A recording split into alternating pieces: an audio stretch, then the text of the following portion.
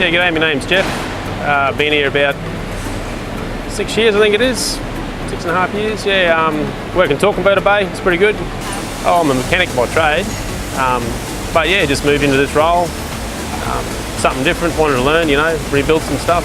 Yeah, been out west, been out the mines, just want to come home, that sort of thing, you know.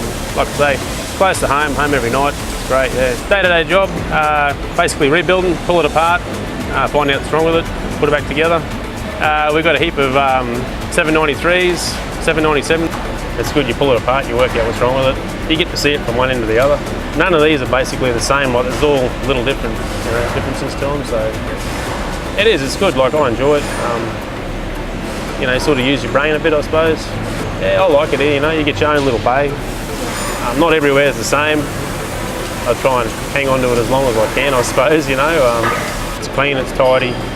You're out of the sun, you get to work in a bench all day, you know. Good company to work for, you know, they look after us. Yeah, we have ball, you know, it's good, yeah.